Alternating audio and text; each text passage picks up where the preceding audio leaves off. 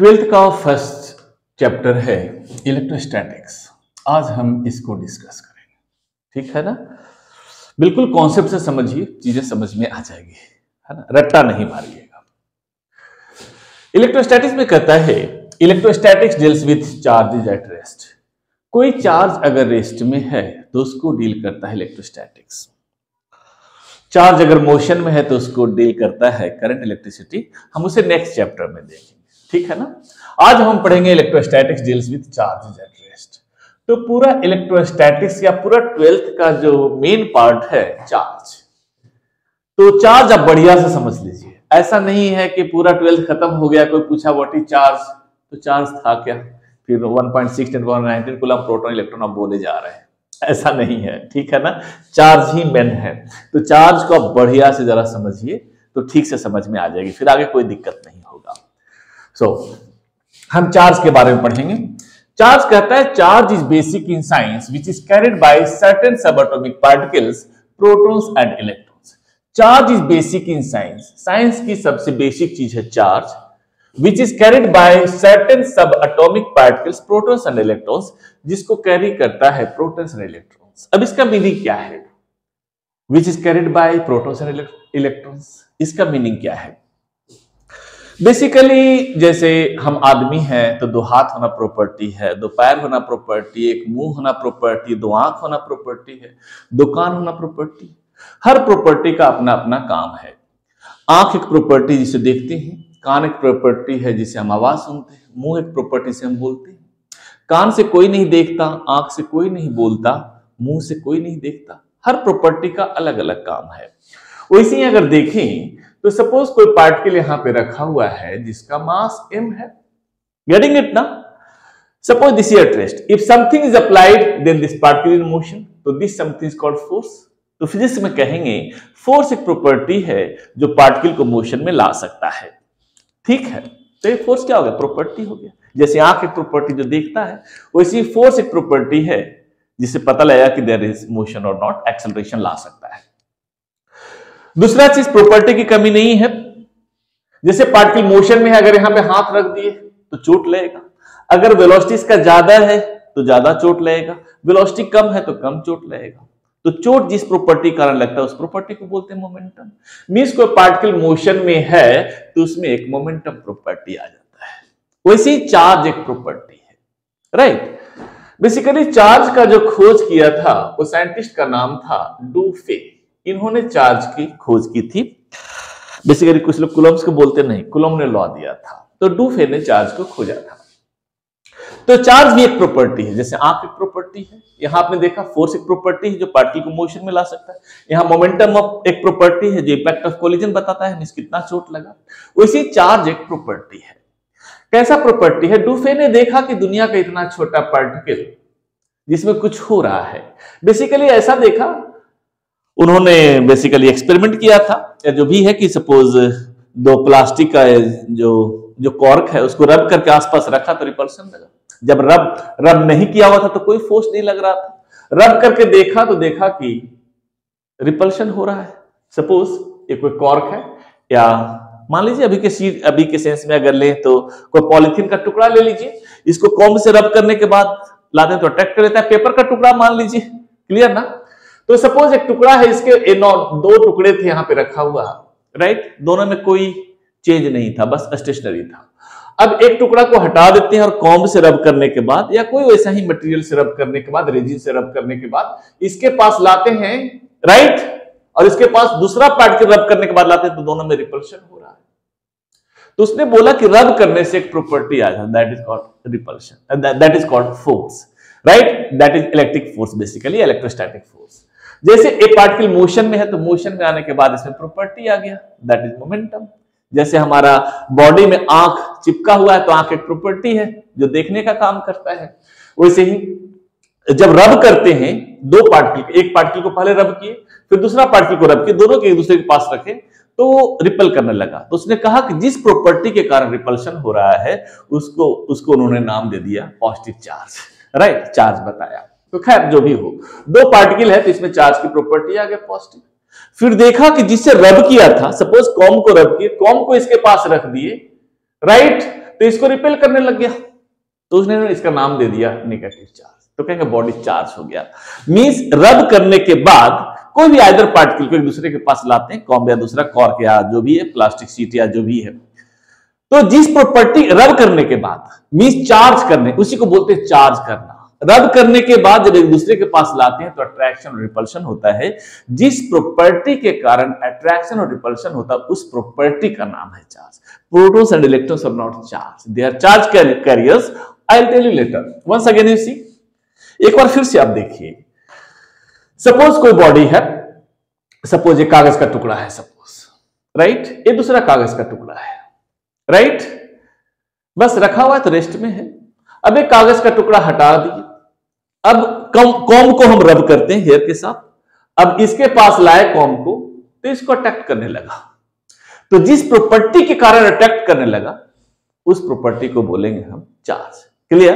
खैर, दूसरा हम देखते हैं, इसको हम रब किए, फिर एक और पार्टिकल को लेते उसको भी कॉम्ब से रब करने के बाद इसके पास लाते हैं, तो सपोज ये दोनों रिपेल करने लगा। जब नॉर्मल कंडीशन में था तो रिपेल नहीं कर रहा था, तो बोला कि इसमें एक प्रॉपर्टी है, रब करने के बाद इसमें एक प्रॉपर्टी आता है, उस प्रॉपर्टी का नाम है चार्ज। गेटिंग इट ना? तो उसने नाम दे दिया कि अगर रिपल्शन हो रहा है तो दोनों को पॉजिटिव मान लिया, राइट। फिर देखा कि जिसे रब किया था उसको रख दिया, तो देखा कि ये दोनों अट्रैक्ट करने लगा। अब तो अंडरस्टूड है, ये तो चार्ज पॉजिटिव था, तो इसका नाम दे दिया नेगेटिव। मींस कोई चीज पॉजिटिवली चार्ज है, नेगेटिवली चार्ज है, उसमें प्लस और माइनस साइन लिखा हुआ नहीं आता, और रिप्रेजेंट करने का तरीका मात्र है। क्लियर? तो ये कहता है charge is basic in science which is carried by certain subatomic particles, protons and electrons. अब कैरिड बाय का मतलब क्या है?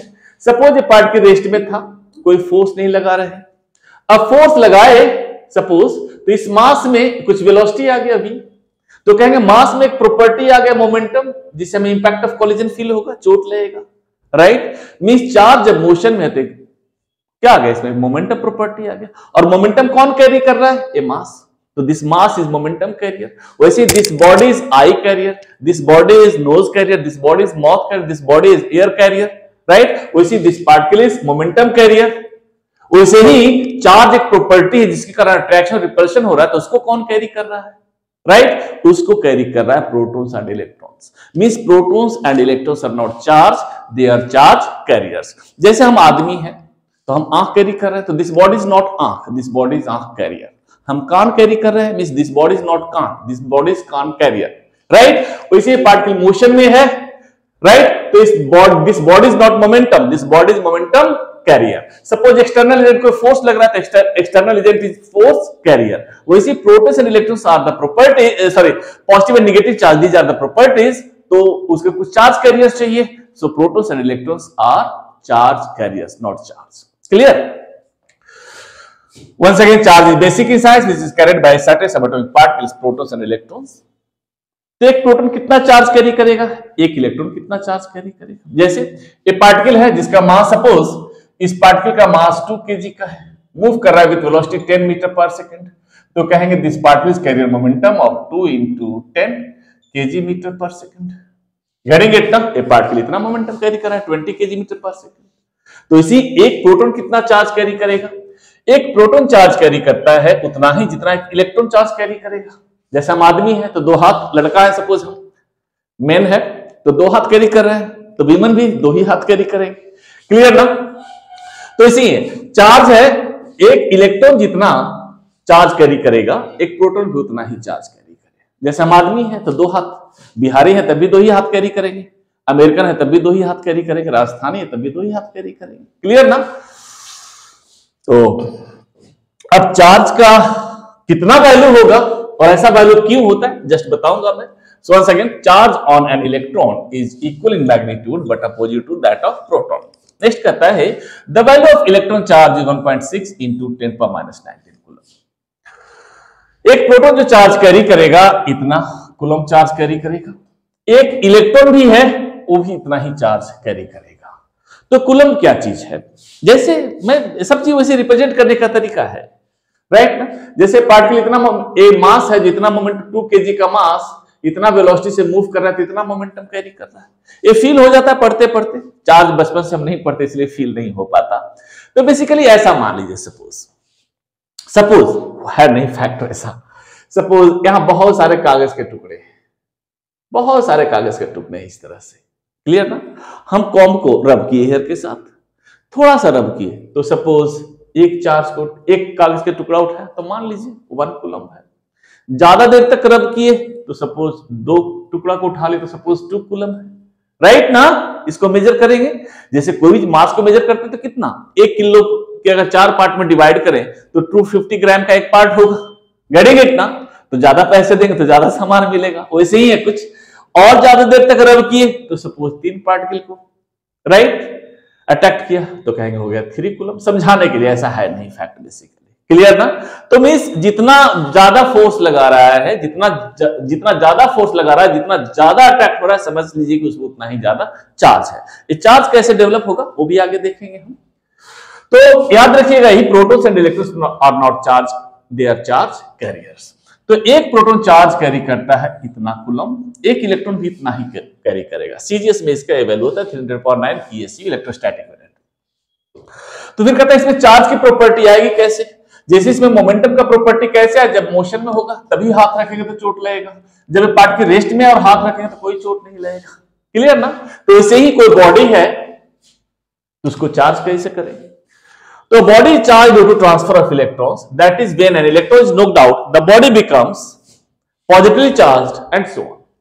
सपोज कोई न्यूट्रल बॉडी है, राइट ना, न्यूट्रल बॉडी है, चार्ज नहीं इस पे, जैसे मास यहां कोई रेस्ट में रखा हुआ है, इसमें मोमेंटम नहीं है। सपोज कोई पार्टिकल यहां पे रखा हुआ है, इसका mass m, no force no momentum, कोई एक्सीलरेशन नहीं है। वैसे ही जब इसको हम वेलोसिटी दे देंगे कुछ भी फोर्स लगाकर एक्सीलरेशन के साथ, राइट, तो उसमें मोमेंटम आ गया। तो इसी ए न्यूट्रल बॉडी है तो इसको कैसे चार्ज करें, तो या तो एक या कुछ इलेक्ट्रॉन निकाल लीजिए, या एक या कुछ इलेक्ट्रॉन दे दीजिए, या एक या कुछ प्रोटॉन्स निकाल लीजिए, या एक या कुछ प्रोटॉन दे दीजिए। इसको बॉडी से या तो इलेक्ट्रॉन निकाल दीजिए या इलेक्ट्रॉन दे दीजिए, या प्रोटॉन निकाल दीजिए या प्रोटॉन दे दीजिए। प्रोटॉन को निकालना और देना टफ है, ये देना टफ है, राइट। तो इजिली हम चार्ज करने के लिए इलेक्ट्रॉन ट्रांसफर करते हैं, या तो कुछ इलेक्ट्रॉन दे देते हैं या कुछ इलेक्ट्रॉन निकाल लेते हैं। सपोज इनिशियली ए बॉडी पे, फिर से एक फिगर बनाते हैं। सपोज इस बॉडी पे इनिशियली 10 प्रोटॉन्स था पॉजिटिव चार्ज, 10 इलेक्ट्रॉन्स था नेगेटिव चार्ज, तो नेट चार्ज कितना था, 0, neutral. This body as a whole is neutral. आप इसे चार्ज करना चाहते हैं तो एक इलेक्ट्रॉन सपोज निकाल लिया, तो एक इलेक्ट्रॉन निकाल लिए तो 10 पॉजिटिव बचा, नेगेटिव हो गया 9, तो नेट इज, और प्रोटॉन इलेक्ट्रॉन पे तो चार्ज आपने देखा है दोनों में सेम होता है, क्लियर ना। तो कहेंगे दिस बिकम्स कितना, प्लस चार्ज, +1 या जो भी आए, तो नेट पॉजिटिवली चार्ज होगा। अगर एक इलेक्ट्रॉन दे दिए तो इलेक्ट्रॉन दे दिए तो प्लस हो गया 10, माइनस हो गया 11, तो that net value is negative, तो कहेंगे body becomes negatively charge. Means कोई बॉडी से इलेक्ट्रॉन निकाल लेते हैं तो पॉजिटिवली चार्ज हो जाता है, अगर बॉडी को इलेक्ट्रॉन दे देते हैं तो नेगेटिवली चार्ज हो जाएगा। Clean, sure. उसी प्रोटॉन के साथ कर ले, प्रोटॉन को हम निकाल दिए तो प्रोटॉन हो गया कितना, देखिए प्रोटॉन, इसका एंड का मतलब क्या है, इसका उल्टा देख लीजिए। प्रोटॉन्स को निकाल लीजिए तो प्लस हो गया 9 और ये हो गया 10, तो नेट नेगेटिवली चार्ज। एक प्रोटॉन को हम दे दीजिए, राइट, तो प्रोटॉन हो गया +11 और ये हो गया -10, तो नेट दिस बिकम्स नेगेटिव, कितना, पॉजिटिवली चार्ज। मींस इलेक्ट्रॉन देने पे जो होता है वही प्रोटॉन निकालने पे होगा, एंड सो ऑन का मतलब यही है, समझ में आ गया होगा। मींस कोई बॉडी में मोमेंटम लाना है तो वेलोसिटी देना होगा, उसी को बॉडी में कुछ चार्ज करना है, उसमें चार्ज की प्रॉपर्टी लाना है तो इलेक्ट्रॉन को ट्रांसफर करना पड़ेगा, clear. Now next point, charge is associated with mass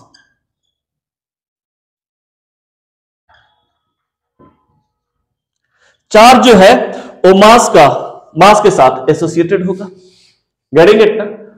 charge हमेशा मास के साथ एसोसिएटेड होगा, क्योंकि इलेक्ट्रॉन को निकालते हैं देते हैं, तो अंडरस्टूड है, या तो कुछ मास इंक्रीज कर रहे हैं या तो कुछ मास डिक्रीज कर रहे हैं, क्लियर ना। मास नहीं है, जिस बॉडी का मास नहीं है उसको चार्ज नहीं कर सकते, इसीलिए फोटोन को चार्ज नहीं कर पाते हम। समझ में आया कि नहीं, हाँ। So charge is associated with mass. 6 point कहता है, when an excess charge when an excess charge is given to a conductor,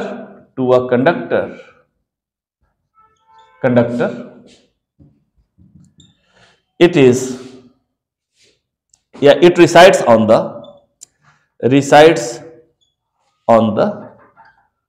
transfer of energy,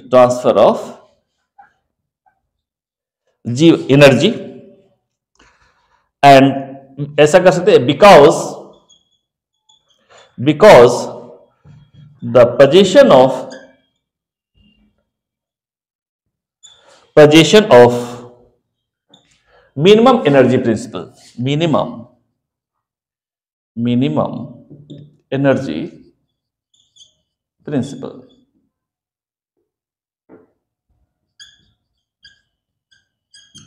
ये मिनिमम एनर्जी प्रिंसिपल क्या कहता है पहले ये देख लीजिए। कोई भी बॉडी या कोई भी पार्टिकल का टेंडेंसी होता है मिनिमम एनर्जी की तरफ जाना। जैसे पार्टिकल है, यहाँ पे कुछ पोटेंशियल एनर्जी h हाइट पे, तो mgh है, छोड़ेंगे तो नीचे आएगा, तो हाइट घटता जाएगा तो पोटेंशियल एनर्जी घटता जाएगा। एक यूनिवर्सल लॉ है हर जगह, केमिकल रिएक्शन में भी यही होता है। एक चीज से दूसरा चीज बनाते हैं, नेट एनर्जी आपका घटता है, उसी को एंथैल्पी वगैरह के सिस्टम में आप देखते हैं। मैथ्स में भी ऐसा होता है हर जगह, जहां साइंस है।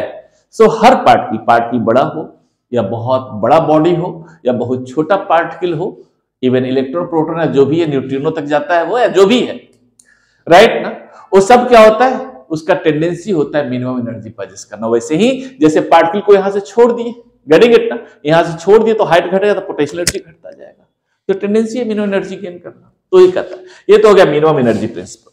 तो कहता है when an excess charge is given to a conductor it resides on the outer surface only।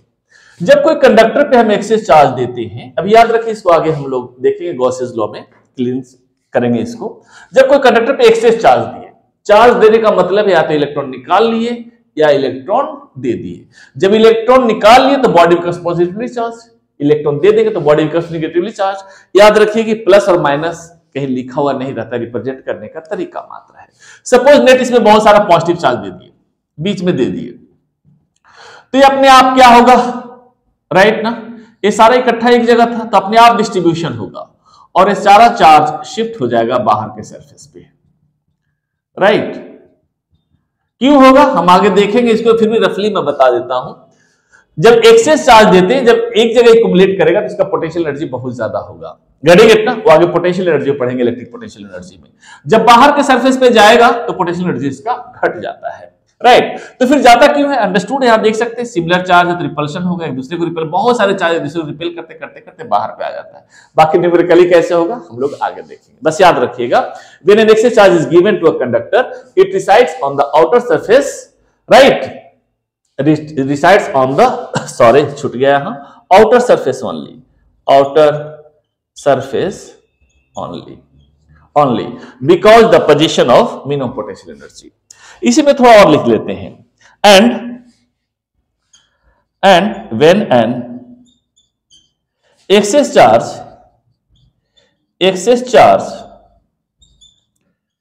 is given to an insulator, it is uniformly distributed throughout the cross section, sorry, throughout the cross section। कहते हैं जब conductor के पे access charge देंगे तो सिर्फ बाहर के सरफेस पे जमा होगा, राइट। जब ये इंसुलेटर अगर है, सपोज कोई इंसुलेटर लेते हैं, एक्सेस चार्ज दिए तो अंदर बाहर हर जगह there will be uniform distribution of charge. आगे हम इसको देखेंगे, फिर भी रफली मैं बता सकता हूं कि इसमें सपोज एक कंडक्टर है, आपका इंसुलेटर है, तो कंडक्टर में फ्री इलेक्ट्रॉन्स होते हैं, तो चार्ज दिए, सपोज पॉजिटिव चार्ज, निगेटिव भी दे सकते हैं। पॉजिटिव चार्ज दिया तो इलेक्ट्रॉन कुछ इधर से मूव करेगा, कुछ इलेक्ट्रॉन इधर से मूव करेगा, कुछ इलेक्ट्रॉन इधर से, तो इलेक्ट्रॉन के कारण जो करंट सेटअप होगा उसका इफेक्ट हो जाएगा और जीरो हो जाएगा, क्लियर ना। तो सिर्फ पॉजिटिव चार्ज के कारण रहेगा तो पॉजिटिव चार्ज दूसरे को रिपेल करता रहेगा।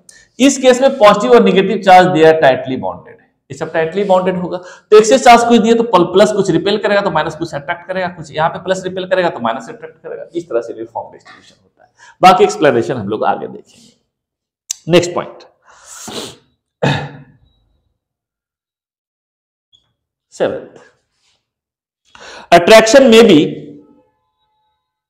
या इलेक्ट्रिक अट्रैक्शन जो भी है, electric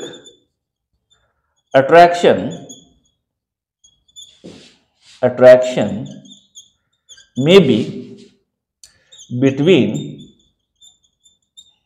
neutral body and a charged body, charged body, but it is repulsion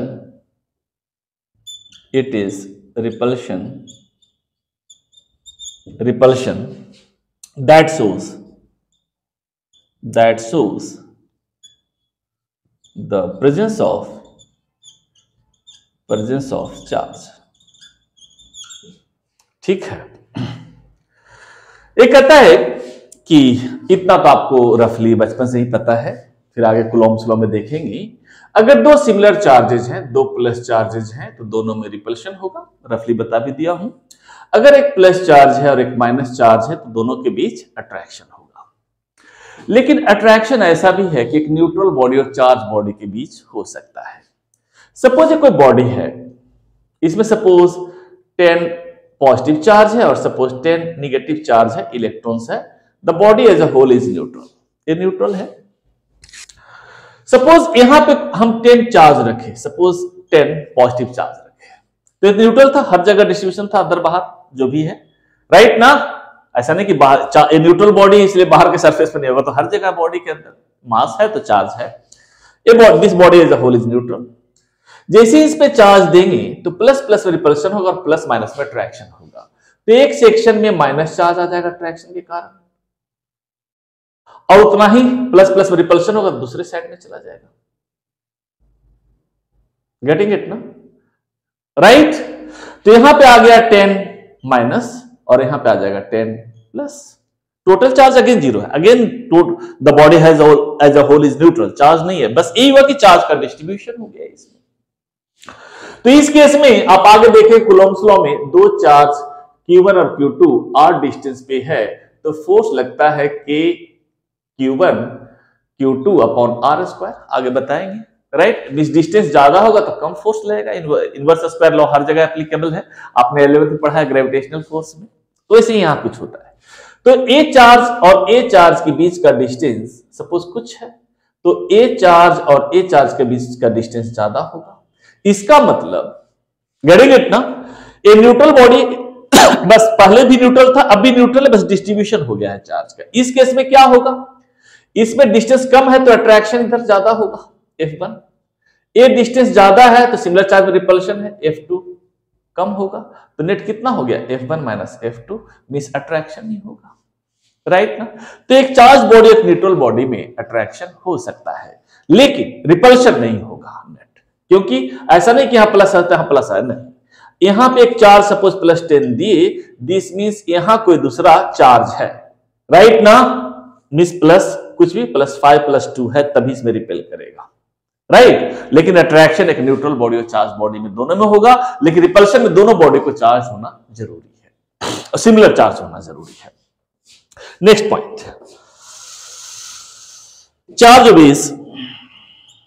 charge obeys conservation law,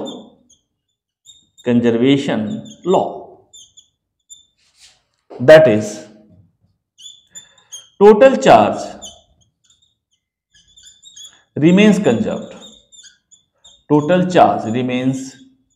conserved, means Q1 plus Q2 plus Q3 plus and so on, this is equal to Q1 dash plus Q2 dash plus Q3 dash plus and so on। जैसे conservation of energy में था, energy can neither be created nor be destroyed but it can be transferred, वैसे ही charge can neither be created nor be destroyed but it can be transferred, ठीक है ना। So charge obeys conservation law means total charge remains conserved. अब इसका meaning क्या कहता है, इसे अगर हम देखें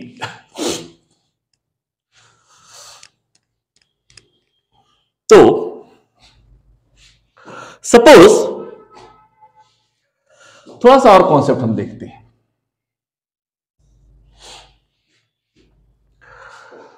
सपोज कोई बॉडी है, कोई कागज का टुकड़ा है, गेटिंग इट ना, इनिशियली चार्ज किया हुआ नहीं। या ऐसा रखें, सपोज कोई कॉम्ब है, कॉम्ब रखिए, एक कॉम्ब है, कोई कॉम्ब है, यहां पे कागज के छोटे छोटे टुकड़े, ए न्यूट्रल कॉम्ब है, पूरा बढ़िया से लिख देता हूं मैं, कॉम्ब है, न्यूट्रल कॉम्ब है, एक कागज के छोटे छोटे टुकड़े। जब कॉम्ब को कागज के टुकड़े के पास ले जाते हैं रब करने के बाद, तब अट्रैक्ट करता है। रब नहीं करेंगे तो कागज के टुकड़े को अट्रैक्ट नहीं करेगा। देयर इज नो अट्रैक्शन और नो रिपल्शन। क्लियर ना।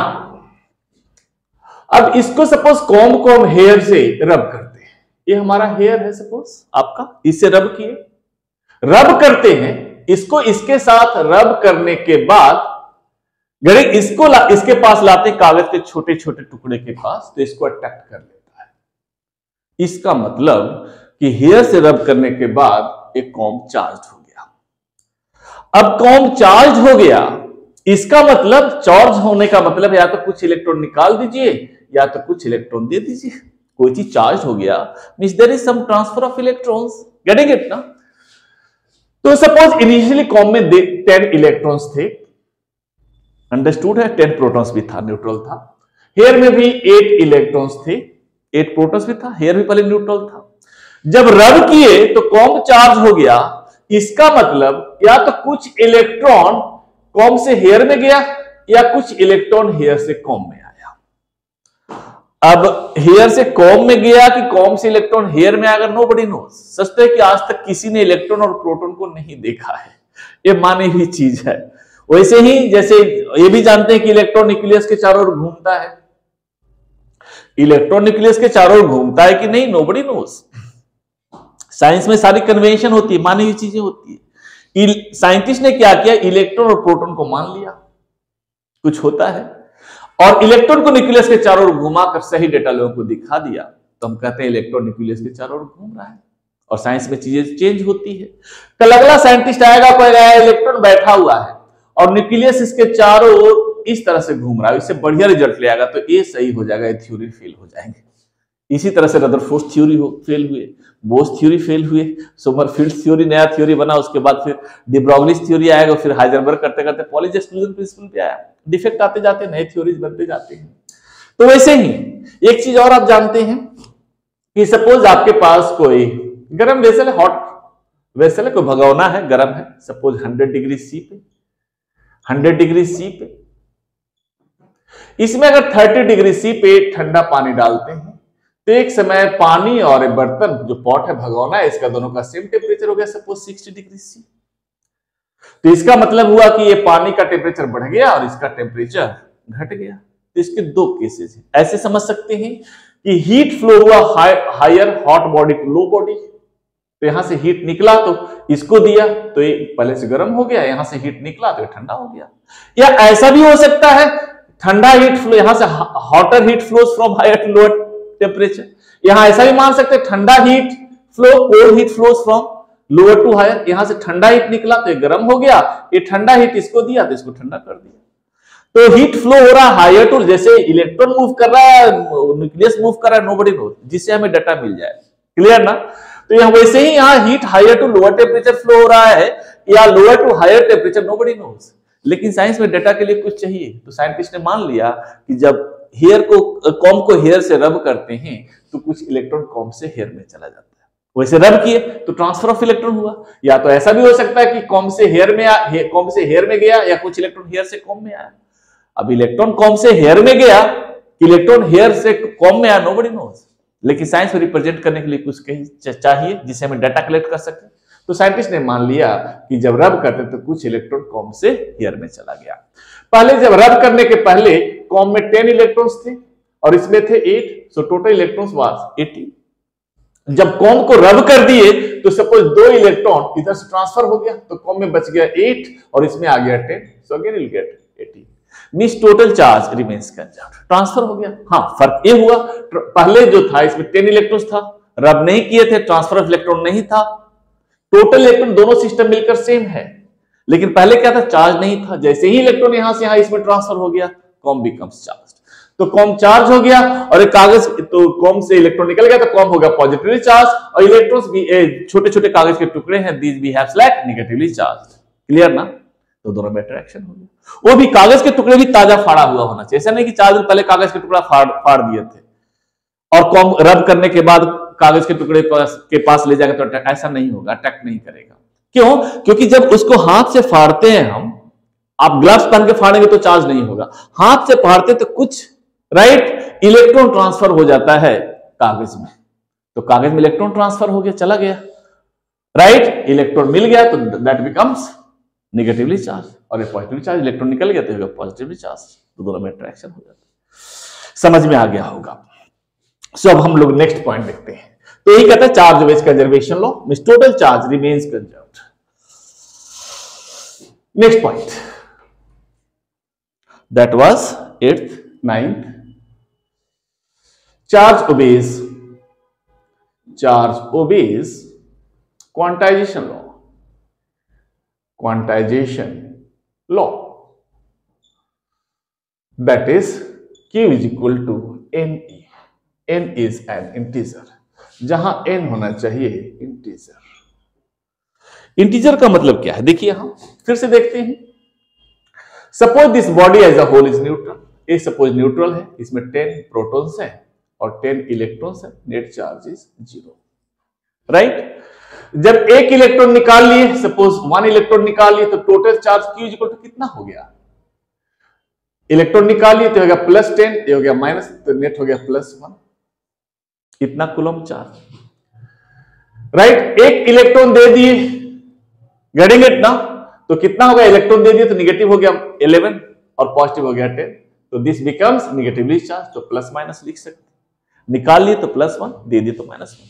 अगर हम 2 इलेक्ट्रॉन निकाले तो +2e, 2 इलेक्ट्रॉन दे दिए तो -2e, 5 इलेक्ट्रॉन्स निकाल लिए तो 5e, राइट, गेटिंग इट ना, 5 इलेक्ट्रॉन्स दे दिए तो -5e and so on, n दे दिए तो Q equal to NE, n is the integer, positive negative दोनों हो सकता है। Clear? Next point 10th point, एक कहता है charge obeys the property of conduction। Charge obeys the property of conduction, charge में कंडक्शन की प्रॉपर्टी है। मीन सपोज ये कोई बॉडी है, इसमें सपोज 10 कूलम चार्ज है, एक कोई दूसरा बॉडी है, सपोज इसमें +5 कूलम चार्ज है, तो चार्ज फ्लोज होगा यहां से यहां तक, 1 से 4, इसको higher potential to lower potential बोलते हैं। पोटेंशियल इन टर्म ऐसे समझते हैं, जैसे सपोज कोई कंटेनर है जिसमें लिक्विड यहां तक है, दूसरा कंटेनर में लिक्विड यहां तक है, अब दोनों को एक पाइप से हम ज्वाइन कर देते हैं, तो यहां से लिक्विड उस समय तक फ्लो होगा जब तक दोनों का लेवल बराबर ना हो जाए। क्लियर ना? तो यहां जो लेवल है वही इसका पोटेंशियल होता है। पोटेंशियल का मतलब सपोज एक जगह खाना रखा हुआ है, गेटिंग इट ना, 2 आदमी बराबर है, सपोज 1 किलो खाना है तो आधा किलो खाएगा, तो कहेंगे दोनों का पोटेंशियल बराबर हो गया। गेटिंग इट ना? समझ में आई बात? अब ऐसा है कि 1 किलो खाना है, आधा किलो खाएगा, और एक बड़ा आदमी खा गया 1 पाव 250 ग्राम, और एक छोटा बच्चा खा गया 750 ग्राम, तो कहेंगे उसका पोटेंशियल ज्यादा होगा। उसको आगे हम लोग पोटेंशियल में जिक्र करेंगे। बस याद यही रखिए कि इलेक्ट्रॉन को ट्रांसफर कर सकते हैं, राइट, और ट्रांसफर होता है, that is conduction through conduction. इस वायर से ज्वाइन कर दिए तो इलेक्ट्रॉन ट्रांसफर हो जाएगा एक बॉडी से दूसरे बॉडी में। 11th point, charge obeys the property of induction। Charge में इंडक्शन की प्रॉपर्टी होती है, ये बहुत इंपॉर्टेंट है, इसको थोड़ा सा ठीक से देखिए। ऐसे सब कुछ इंपॉर्टेंट तो सब कुछ है ना। Charge obeys the property of induction का मतलब इंड्यूस हो जाना। अभी मैं करवाया था, बेसिकली यही है। पॉजिटिव इसकी और इसके बीच कहां, शायद इरेज कर दिया मैं। देखिए सपोज कोई न्यूट्रल बॉडी है, ये कोई आपका न्यूट्रल बॉडी था, न्यूट्रल बॉडी है जिसमें सपोज 10 पॉजिटिव है और 10 निगेटिव है। नेट चार्ज इसमें 0, मींस इतने प्रोटॉन्स है, इतने इलेक्ट्रॉन से नेट चार्ज 0 है। अगर यहां पे कोई चार्ज प्लस क्यू रख दिए या प्लस 10 चार्ज रख दिए, प्लस 10 तक ही रख सकते हैं, उससे ज्यादा रखें तो कोई फर्क नहीं पड़ेगा, या प्लस 5 मान लीजिए, प्लस 5 चार्ज रखे यहां, तो प्लस प्लस में रिपल्शन होगा और प्लस माइनस में अट्रैक्शन होगा। तो 5 निगेटिव चार्ज इधर आ जाएंगे अट्रैक्शन के कारण, और 5 पॉजिटिव चार्ज रिपल्शन के कारण दूसरे सरफेस पे चल, इसी को बोलते हैं induction. Again a body neutral है, पहले भी न्यूट्रल था, अगेन ए बॉडी न्यूट्रल है, बस चार्ज का डिस्ट्रीब्यूशन हो गया है। क्लियर? पहले हर जगह अकुमुलेटेड था चार्ज, अब सिर्फ बाहर के सरफेस पे होगा। क्लियर? तो इसी को बोलते हैं इंडक्शन। लेकिन इसमें अगर ऐसा करें हम, क्लियर ना, कि अगर इसको हम अर्थ कर देते हैं बाय द वे, तो अर्थ में क्या होता है, इनफाइनाइट पॉजिटिव चार्जेस होते हैं और इनफाइनाइट नेगेटिव चार्जेस होते हैं। अर्थ में इनफाइनाइट पॉजिटिव और नेगेटिव चार्जेस होते हैं। हालांकि पोटेंशियल के टर्म में भी समझ सकते हैं, लेकिन अभी पोटेंशियल समझ में नहीं आएगा। तो खैर इतना मान लीजिए कि अर्थ में इनफाइनाइट पॉजिटिव चार्ज होते हैं और अर्थ में इनफाइनाइट नेगेटिव चार्ज होते हैं। मींस अर्थ को जितना सारा भी पॉजिटिव चार्ज दे, अर्थ का नेगेटिव चार्ज उसको अट्रैक्ट करके एक्सेप्ट कर लेगा, और अर्थ को जितना ज्यादा भी पॉजिटिव चार्ज दे, अर्थ का नेगेटिव चार्ज एक्सेप्ट कर लेगा। मींस नेगेटिव चार्ज देंगे तो पॉजिटिव चार्ज एक्सेप्ट कर लेगा सारे को, और पॉजिटिव चार्ज देंगे तो नेगेटिव चार्ज एक्सेप्ट कर लेगा। क्लियर ना? अंडरस्टूड है? कंडक्शन कहता है चार्ज एक से दूसरी जगह फ्लो कर सकता है। तो जैसे इस बॉडी को, न्यूट्रल बॉडी जो है, उसको अगर अर्थ से कनेक्ट कर दिए, अर्थ से कनेक्ट कर देंगे, तो जो ये तो चार्ज अट्रैक्शन के कारण इस पे रहेगा, ये दोनों के बीच अट्रैक्शन का फोर्स था, तो ये तो सरफेस पे रहेगा। ये तो फ्री चार्ज रिपेल कर दिया है, गेट ना, तो ये फ्री चार्ज जो है यही अर्थ में चला जाएगा, राइट? तो इस पे नेट चार्ज हो जाएगा। इसे अगर प्लस क्यू है तो इस पे माइनस क्यू होगा। क्लियर? राइट? फिर आगे चल के देखें कि नेट पोटेंशियल 0 हो जाता है अर्थ करने के, मतलब तो पोटेंशियल भी समझ में आएगा नहीं आपको। खैर इसी को बोलते हैं इंडक्शन। अगर अर्थ से कनेक्ट नहीं करेंगे तो चार्ज का डिस्ट्रीब्यूशन दो सरफेसेस के बीच होगा। अगर अर्थ से कनेक्ट करते हैं, जो फ्री चार्ज है वो अर्थ में चला जाएगा, इससे नेट चार्ज, राइट, निगेटिव हो जाएगा। मींस अगर पॉजिटिव तो निगेटिव, निगेटिव देंगे यहां तो पॉजिटिव। क्लियर ना? मींस अर्थ से अगर कनेक्ट नहीं करते तब तक ये बॉडी न्यूट्रल ही है, लेकिन जैसे ही अर्थ से कनेक्ट कर देंगे बॉडी चार्ज हो जाएगा। Clear? This is called induction. ठीक ना? 11th 12th प्रॉपर्टी देखते हैं। 12th में एक होता है डेंसिटी टर्म। डेंसिटी में एक होता है linear density, linear charge density, charge density means charge कोई लाइन में हो, इस तरह से कोई चार्ज है, जैसे लाइन में है कोई चार्ज, इस तरह से कोई वायर पे चार्ज दिया हुआ है लाइन में, तो लीनियर चार्ज डेंसिटी को हम रिप्रेजेंट करते हैं, या कैसे भी कर सकते हैं, charge per unit length, charge per unit length, इसका लेंथ अगर L है तो। दूसरा होता है आपका surface charge density, surface charge density. Surface charge density, कोई सरफेस पे चार्ज है, सपोज कोई सरफेस है, कोई शीट है, प्लस या माइनस चार्ज दे दीजिए, मुझे प्लस अच्छा लगता है, ठीक है ना? तो यहां पे सरफेस चार्ज डेंसिटी हम सिग्मा बोल दिए, suppose that is charge per unit area. एक होता है volume charge density, volume charge density. Volume charge density, suppose कोई स्फीयर या कोई क्यूब है, इस पे चार्ज दिए, राइट? अंडरस्टूड है? इंसुलेटर है, कंडक्टर होगा तो वो सरफेस चार्ज डेंसिटी समझेंगे, क्योंकि बाहर के सरफेस पे होता है। तो इस केस में रो मान लीजिए, that is equal to charge per unit volume. Clear? And these are the basic informations about the charge. अब इसमें कुछ क्वेश्चंस कर लेते हैं। एक क्वेश्चन देखते हैं, which of the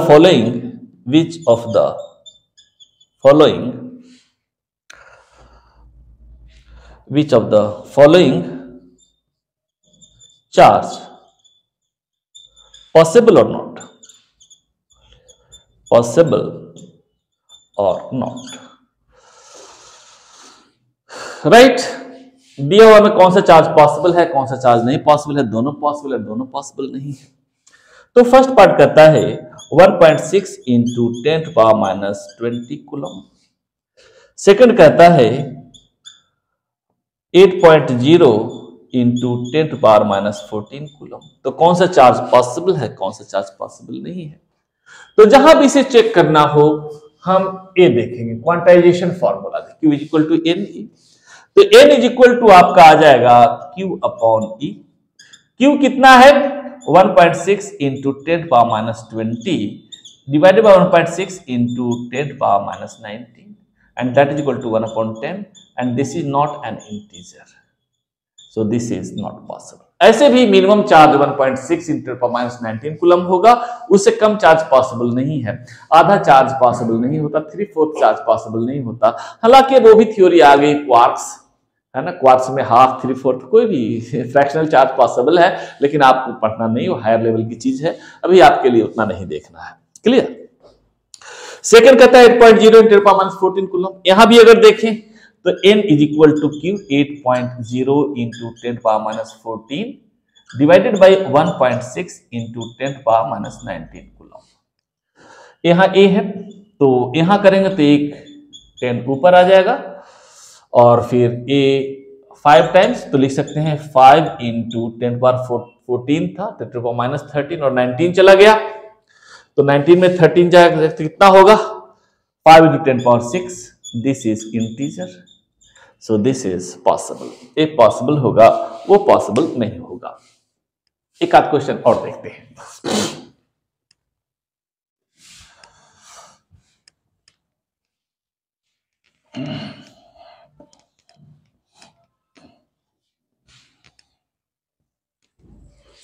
ठीक, एक क्वेश्चन देखते हैं। Find charge on an iron particle of mass. इसमें एक फंड आपका क्लियर है ना, हाँ, 224 मिलीग्राम इफ 0.01% इतना क्या कर दिए of the electrons are removed कर दीजिए, सिर्फ इलेक्ट्रॉन्स आर रिमूव्ड। अब ये कहता है कि find charge on an iron particle of mass 224 milligram. 224 milligram का कोई आयरन सैंपल है। अब इसे कहता है 0.01% इलेक्ट्रॉन को हम रिमूव कर देते हैं तो इसमें कितना चार्ज होगा, ठीक है ना, यही हमें निकालना है। बस फॉर्मूला वही देखना है, Q is equal to N E, हमें फॉर्मूला यही है। तो कितना होगा आप जानते हैं, Q is equal to N e. E का वैल्यू हमें पता है, एन पता नहीं है कि इसमें कितने इलेक्ट्रॉन्स हम रिमूव कर देंगे। तो पहले देखते हैं नंबर ऑफ एटम्स कितना होगा इसमें। 224 मिलीग्राम है तो मिली को किसमें करें, 10⁻³ हो जाएगा, 10⁻³ ये तो हो गया ग्राम। अब इसको किया एवोगाड्रो नंबर से मल्टीप्लाई, तो 6.06 इंटू 10⁻23 ले लीजिए, divided by mass number. Mass number कितना होता है आयरन का, आयरन का दैट इज 56 होगा, 56 ही होता है शायद, 56 होता है, हाँ 56 होता है इसका मास नंबर, और 26 होता है शायद एटॉमिक नंबर, हाँ 26। तो 56 मास नंबर दे दिए, तो इतने एटम्स हो गए, ठीक है ना, इतने एटम्स हो गए। अब इलेक्ट्रॉन निकालने हैं तो एटॉमिक नंबर से मल्टीप्लाई करना पड़ेगा 26। इतने इलेक्ट्रॉन्स हो गए इतना ग्राम में, ठीक है, इतने एटम्स हो गए इतना 224 मिलीग्राम में, इतने इलेक्ट्रॉन्स हो गए 224 मिलीग्राम में, इनटू करेंगे 0.01% निकाल लिए हम, तो 0.01 डिवाइडेड बाई 100, राइट। ये आपका हो गया नंबर ऑफ इलेक्ट्रॉन्स, हाँ ये हो गया कितना, number of electrons, number of electrons, sorry n ही मान लीजिए ना, एन तो है ही यहाँ, ठीक है ना, एन मान लीजिए, नंबर ऑफ इलेक्ट्रॉन्स रिमूव, यही हो गया आपका, यही होता है। इसको हम अगर करें यहां से हम साइड में, अगर 10⁻³ है 23 ले लिए तो 10⁻20 आएगा। इसका एक वैल्यू कितना आता था, I am not recalling it exactly,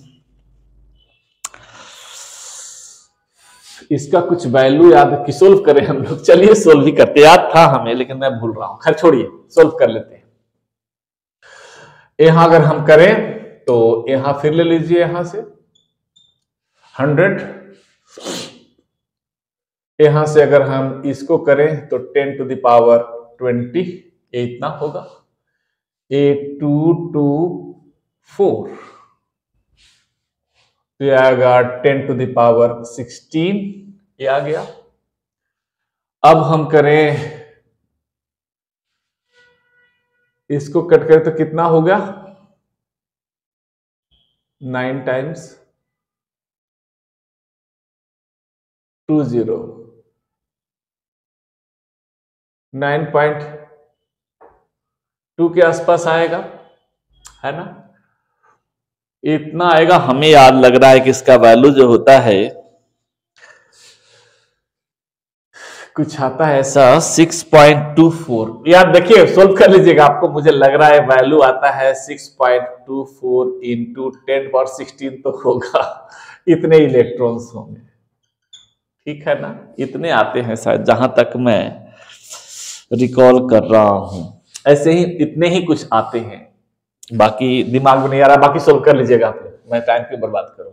तो n का वैल्यू आ गया 6.24, यहां लिख देता हूं मैं से, हो सकता है कुछ गड़बड़ हो से, तो 6.24 इंटू 10⁻16 इंटू 1.6 इंटू 10⁻−19, इसी को सोल्व कीजिए तो आ जाएगा 6.24 इंटू 1.6, मल्टीप्लाई कर लीजिए इंटू 10 पावर कितना हो जाएगा -3, इतना कूलम चार्ज होगा, ठीक है ना। और कर ले क्वेश्चन, चलिए आज यहीं तक, बाकी नेक्स्ट डे बनाइए आप लोग।